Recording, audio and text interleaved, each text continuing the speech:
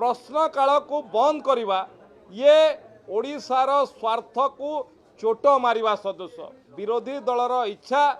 राज्यर कृषक मानकर जदि किसी समस्या से माने भावुचंती ताहले ताकू समाधान करिवार तांकर उद्देश्य नुहे। विधानसभा आरंभ होवार प्रथम दिन ठू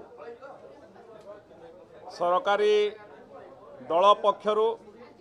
भारतीय जनता पार्टी तरफ राज्य सरकार को पक्षरु आमे गोटे कथा कहिछु जे आमे राज्यर सबु स्वार्थ संबलित जहा विषय रही सबु विषय उपरे आलोचना पाई प्रस्तुत एवं जदि विरोधी किछि कंस्ट्रक्टिव सजेशन मध्य देबे ताकू मध्य ग्रहण करी समाधान करिवा पाई प्रस्तुत। आपण माने सुनिथिबे गत काली राज्यपालकर भाषणर धन्यवाद प्रस्ताव उपरे जेतेबेले माननीय मुख्यमंत्री मोहन चरण माझी तांकर वक्तव्य दौथले से समय मध्य से प्रकाश करथिले जे आमे कोनोसी सचिवालयर पहाच उपरे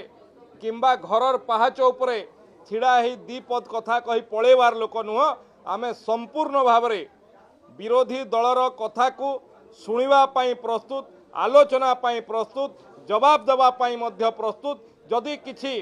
कंस्ट्रक्टिव सजेशन थिबो ताकू नेकी समाधान करिवा पाई प्रस्तुत। किंतु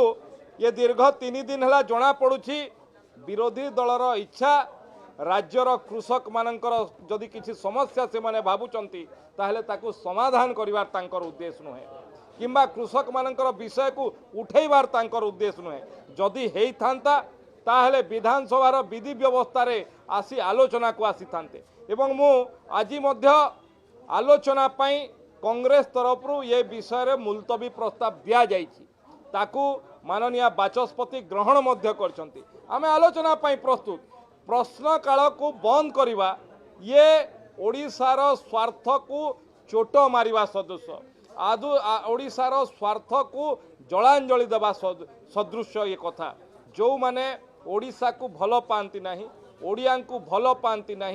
जो माने तांकर मन भितरे घृणा अच्छी एवं ओडिशा को भल पाइबा ड्रामा करुचंती से मानकु मोर अनुरोध जे आपण माने आलोचना को आसंतु। ओडिशार साधारण लोकंकर निर्वाचित करी विधायक मानकु पठैछंती जे तांकर स्वार्थ संबलित अंचलर स्वार्थ संबलित ओडिशार स्वार्थ संबलित कथा को प्रश्नोत्तर जरिया रे उठेइबे तार समाधान खोजिबे किंतु सेथिरे विरोधी दल पलायनपंथी होउछंती एवं आलोचना को आसुनांती एथिरे तांकर कोनोसी समस्या कथा आलोचना करिया पई वास्तव रे नाहंती सस्ता राजनीतिक रोटी सेकिवा पई से माने चाहुचंती याकू ओडिशावासी देखुचंती नुआपड़ा रे जवाब देछंती आकू मध्य विरोधी को जवाब देबे।